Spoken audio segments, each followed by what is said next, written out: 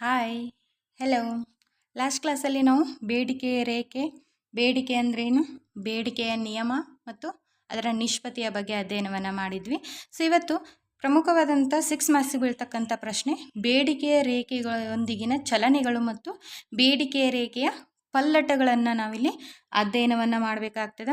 ಆ ಮೂಲಕ ಬೇಡಿಕೆಯ ಬಿಂಬಕ ಅಂದ್ರೇನು ಅನ್ನೋದನ್ನು ಫಸ್ಟ್ ನೋಡೋಣ. ಇತರ ಸ್ಥಿತಿಗತಿಗಳು ಸ್ಥಿರವಾಗಿದ್ದಾಗ ಬೆಲೆ ಮತ್ತು ಬೇಡಿಕೆಯ ಪ್ರಮಾಣದ ನಡುವಿನ ಸಂಬಂಧವನ್ನು ಬೇಡಿಕೆಯ ಬಿಂಬಕ ಅಂತ ಕರಿತೀವಿ. ಅಂದರೆ ಬೇಡಿಕೆ ಬಿಂಬಕದ ರೇಖಾತ್ಮಕ ನಿರೂಪಣೆಯೇ ಬೇಡಿಕೆಯ ರೇಖೆ ಅಂತ ಹೇಳ್ತೀವಿ. ಸೊ ಬೆಲೆ ಹೆಚ್ಚಾದಾಗ ಬೇಡಿಕೆ ಕಡಿಮೆ ಆಗ್ತದೆ, ಬೆಲೆ ಕಡಿಮೆ ಆದಾಗ ಬೇಡಿಕೆ ಏನಾಗ್ತದೆ, ಹೆಚ್ಚಳ ಆಗ್ತದೆ. ಹೀಗಾಗಿ ಬೆಲೆಯಲ್ಲಿನ ಯಾವುದೇ ಬದಲಾವಣೆಯು ಬೇಡಿಕೆ ರೇಖೆಯ ಮೇಲಿನ ಚಲನೆಗೆ ಕಾರಣವಾಗ್ತದೆ. ಸೊ ನಾವು ಅದನ್ನು ಏನು ಮಾಡಿದ್ವಿ, ಬೇಡಿಕೆಯ ರೇಖೆಯ ಬೇಡಿಕೆಯ ನಿಯಮವನ್ನು ಅಧ್ಯಯನ ಮಾಡುವಾಗ ತಿಳ್ಕೊಂಡಿದ್ವಿ. ಸೊ ಇಲ್ಲಿ ಬೇಡಿಕೆ ರೇಖೆಯ ಚಲನೆಗಳು ಅನ್ನೋದನ್ನು ನೋಡೋಣ. ಸೊ ಇತರ ಅಂಶಗಳಲ್ಲಿ ಸ್ಥಿರವಾಗಿರ್ತವೆ. ಕೇವಲ ಬೆಲೆಯ ಬದಲಾವಣೆಯಿಂದ ಬೇಡಿಕೆಯಲ್ಲಿ ಬದಲಾವಣೆ ಆಗ್ತಕ್ಕಂಥದ್ದನ್ನು ಬೇಡಿಕೆಯ ರೇಖೆಯ ಚಲನೆ ಅಂತ ಕರಿತೀವಿ. ಇಲ್ಲಿ ಮುಖ್ಯವಾಗಿ 2 ಅಂಶಗಳು ಬರ್ತಾವೆ, ಬೇಡಿಕೆಯ ರೇಖೆಯ ಚಲನೆಗಳು ಮತ್ತು ಬೇಡಿಕೆಯ ರೇಖೆಯ ಪಲ್ಲಟಗಳು. ಕೇರ್ಫುಲ್ ಆಗಿ ಕೇಳಿ. ಸೊ ಬೇಡಿಕೆ ರೇಖೆಯ ಚಲನೆ ಅಂದರೆ ಇತರ ಅಂಶಗಳು ಸ್ಥಿರವಾಗಿದ್ದು ಕೇವಲ ಬೆಲೆಯ ಬದಲಾವಣೆಯಿಂದ ಬೇಡಿಕೆಯಲ್ಲಿ ಬದಲಾವಣೆ ಆಗುವುದನ್ನು ಬೇಡಿಕೆಯ ರೇಖೆಯ ಚಲನೆ ಅಂತ ಕರಿತೀವಿ. ಸೊ ನಾವು ಇದನ್ನು ಒಂದು ರೇಖಾಚಿತ್ರದ ಮೂಲಕ ಇಲ್ಲಿ ನೋಡೋಣ. ಯಾವ ರೀತಿ ನಾವು ಬೇಡಿಕೆಯ ರೇಖಾಚಿತ್ರವನ್ನು ಲಾಸ್ಟ್ ಕ್ಲಾಸಲ್ಲಿ ನೋಡಿದ್ವಿ. ಸೊ ಅದೇ ರೀತಿ ಇಲ್ಲಿ ನಾವು ಬೇಡಿಕೆಯ ರೇಖೆಯನ್ನು ಹೇಳೋಣ. ಸೊ ಇದು ಡಿ ಬೇಡಿಕೆಯ ಒಂದು ರೇಖೆ ಆಗ್ಯದ. ಯಾವ ರೀತಿಯಾಗಿ ಇದು ಬೆಲೆಯ ರೇಖೆ, ಇದು ಬೇಡಿಕೆಯ ಪ್ರಮಾಣ. ಬೆಲೆಯ ರೇಖೆ ಮತ್ತು ಬೇಡಿಕೆಯ ಪ್ರಮಾಣ.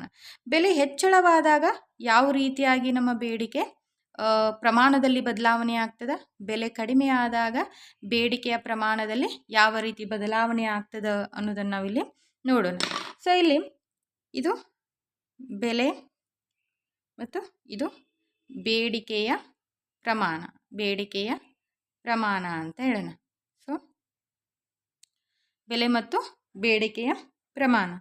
ಸೊ ಇಲ್ಲಿ ಹೋತಂದರೆ ಇದು ಬೆಲೆ ಹೆಚ್ಚಳವಾದಾಗಿನ ಪರಿಸ್ಥಿತಿ, ಇದು ಬೆಲೆ ಕಡಿಮೆ ಆದಾಗಿನ ಸ್ಥಿತಿಯನ್ನು ನೋಡೋಣ.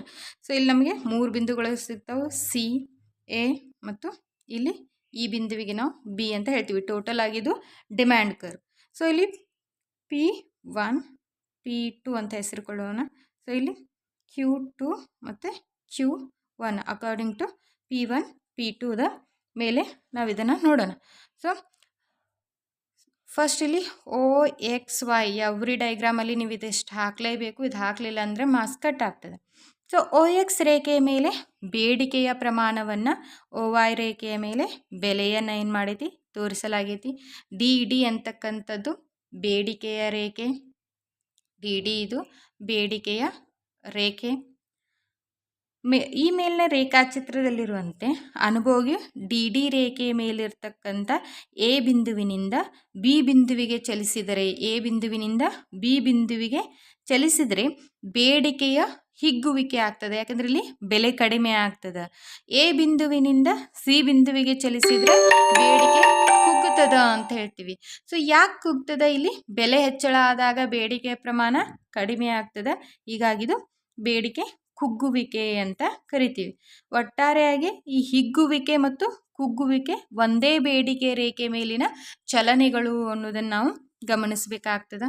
ಸೊ ಇದಿಷ್ಟು ಬೇಡಿಕೆ ರೇಖೆಯ ಚಲನೆಗಳು ಅಂತ ಹೇಳಿದ್ವಿ. ಸೊ ನೆಕ್ಸ್ಟ್ ಬೇಡಿಕೆ ರೇಖೆಯ ಪಲ್ಲಟ ಅಂತ ಬರ್ತದೆ. ಬೆಲೆಯನ್ನು ಹೊರತುಪಡಿಸಿ ಇಲ್ಲಿ ಇತರ ಅಂಶಗಳನ್ನು ಸ್ಥಿರವಾಗಿಟ್ಟು ಕೇವಲ ಬೆಲೆಯ ಬದಲಾವಣೆಯಿಂದ ಬೇಡಿಕೆಯಲ್ಲಿ ಬದಲಾವಣೆ ಆದರೆ ಅದು ಬೇಡಿಕೆ ರೇಖೆಯ ಚಲನೆ ಅಂತ ಆಗ್ತದೆ. ಬೇಡಿಕೆ ರೇಖೆಯ ಪಲ್ಲಟ ಅಂದರೆ ಬೆಲೆಯನ್ನು ಹೊರತುಪಡಿಸಿ ಇತರ ಸ್ಥಿತಿಗತಿಗಳಲ್ಲಿ ಬದಲಾವಣೆಯಿಂದ ಬೇಡಿಕೆ ರೇಖೆ ಬದಲಾವಣೆ ಆದರೆ ಅದನ್ನು ಬೇಡಿಕೆಯ ರೇಖೆಯ ಪಲ್ಲಟಗಳು ಅಂತ ಕರಿತೀವಿ. ಸೊ ಸ್ವಲ್ಪ ಕನ್ಫ್ಯೂಸ್ ಆಗ್ತದೆ. ನೀವು ಕರೆಕ್ಟಾಗಿ ಓದಿದರೆ ಆನ್ಸರ್ ಕರೆಕ್ಟ್ ಆಗ್ತದೆ. ಇಲ್ಲಿ ಬೆಲೆಯಲ್ಲಿ ಯಾವುದೇ ಬದಲಾವಣೆ ಆಗದೇ ಇದ್ದರೂ ಸಹ ಒಬ್ಬ ಅನುಭೋಗಿ ಆತನ ಆದಾಯ ಅಧಿಕವಾದ್ರೆ ಅವನು ವಸ್ತುಗಳಿಗಿರ್ತಕ್ಕಂಥ ಬೇಡಿಕೆ ಕೂಡ ಏನಾಗ್ತದೆ, ಅಧಿಕ ಆಗ್ತದೆ. ಆಗ ನಾವು ಅದನ್ನು ಬೇಡಿಕೆಯ ರೇಖೆಯ ಪಲ್ಲಟ ಅಂತ ಹೇಳ್ತೀವಿ. ಸೊ ಈ ಬೇಡಿಕೆ ರೇಖೆ ಪಲ್ಲಟವನ್ನು 2 ಅಂಶಗಳಿಂದ ಅಥವಾ 2 ವಿಧಗಳ ಮೂಲಕ ನಾವು 2 ರೀತಿಯಾದಂಥ ಬದಲಾವಣೆಗಳಿಂದ ಏನು ಮಾಡ್ಬೋದು, ತಿಳಿದುಕೊಳ್ಬೋದು ಅಂತ ಹೇಳ್ತೀವಿ. 2 ರೀತಿಯ ಬದಲಾವಣೆಗಳಿಂದ ಏನು ಮಾಡ್ಬೋದು, ತಿಳಿದುಕೊಳ್ಬೋದು. ಒಂದು ಬೇಡಿಕೆಯ ಇಳಿತ, ಇನ್ನೊಂದು ಬೇಡಿಕೆಯ ಏರಿಕೆ ಅಂಥೇಳಿ. ಸೊ ಬೇಡಿಕೆ ಇಳಿತ ಅಥವಾ ಬೇಡಿಕೆಯ ರೇಖೆಯ ಎಡಭಾಗಕ್ಕೆ ಪಲ್ಲಟವನ್ನು ನಾವಿಲ್ಲಿ ಅಧ್ಯಯನ ಮಾಡೋದಾದರೆ, ಬೆಲೆಯೇತರ ಅಂಶಗಳಿಂದ ಸರಕಿನ ಬೇಡಿಕೆಯ ಪ್ರಮಾಣ ಕಡಿಮೆಯಾಗುವುದನ್ನು ಏನಂತ ಹೇಳ್ತೀವಿ, ಬೇಡಿಕೆಯ ಇಳಿತ ಅಂತ ಕರಿತೀವಿ. ಅಂದರೆ ಬೆಲೆಯೇತರ ಅಂಶವಾದ ಅಂದರೆ ಅನುಭೋಗಿಯ ಆದಾಯ ಕಡಿಮೆ ಆದರೆ, ಇಲ್ಲಿ ಅನುಭೋಗಿಯ ಆದಾಯ ಕಡಿಮೆ ಆದರೆ ಬೇಡಿಕೆ ರೇಖೆ ಏನಾಗ್ತದೆ, ಎಡಭಾಗಕ್ಕೆ ಪಲ್ಲಟಗೊಳ್ತದೆ. ಯಾವ ರೀತಿ, ಇಲ್ಲೊಂದು ಇದಕ್ಕೆ ಡೈಗ್ರಾಮ್ ಹಾಕಲೇಬೇಕಾಗ್ತದೆ. ನಾವು ಡೈಗ್ರಾಮ್ ಹಾಕಿದಷ್ಟು ನಿಮಗೇನಾಗ್ತದೆ, ಮಾರ್ಕ್ಸ್ ಸಿಗ್ತದೆ. ಇದನ್ನು ನಾವಿಲ್ಲಿ ಬೇಡಿಕೆಯ ರೇಖೆ ಅಂತ ಕರಿತೀವಿ. ಈ ಬೇಡಿಕೆಯ ರೇಖೆಗೆ ಒಂದೇ ನಿರ್ದಿಷ್ಟವಾದಂಥ ಬೆಲೆ ಇರ್ತದೆ. ಇಲ್ಲಿ ಪಿ, ಇಲ್ಲಿ ಕ್ಯೂ ಅಂತ ತಗೊಳ್ಳೋಣ.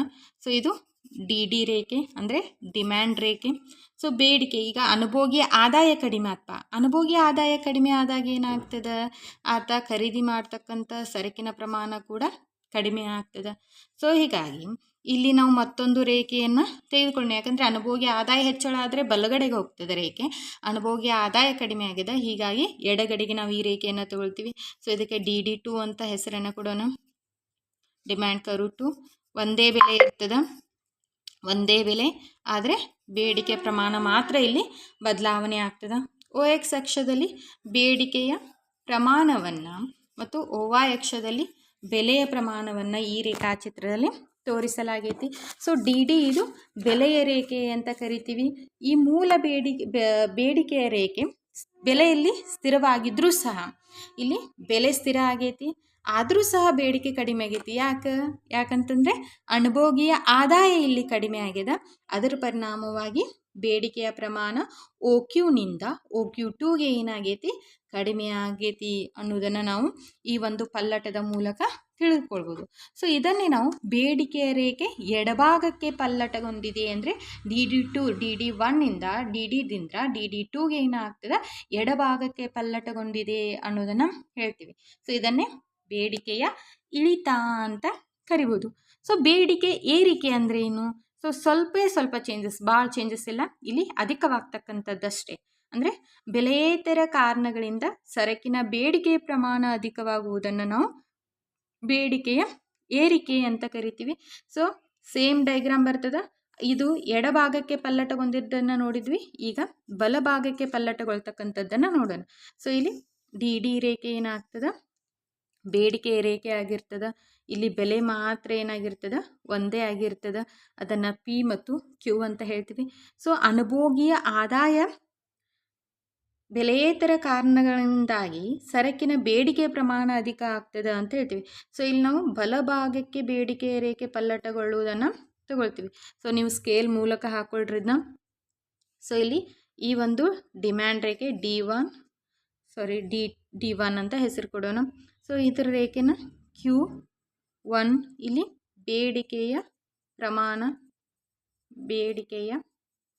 ಪ್ರಮಾಣ ಮತ್ತು ಇಲ್ಲಿ ಬೆಲೆಯನ್ನು ನೋಡೋಣ.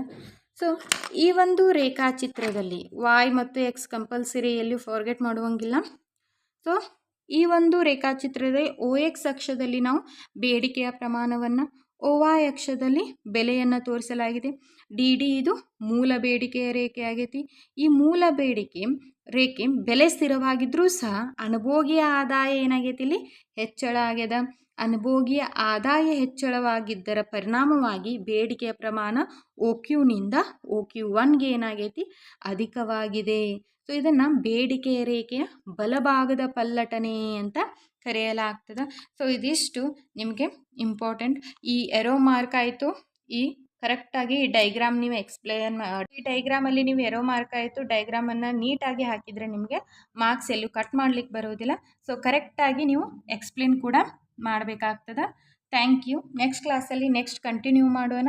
Please subscribe my channel. ಏನಾದರೂ ಡೌಟ್ ಇದ್ದರೆ ಕಮೆಂಟ್ ಹಾಕಿ ಆನ್ಸರ್ ಮಾಡ್ತೀನಿ. Thank you.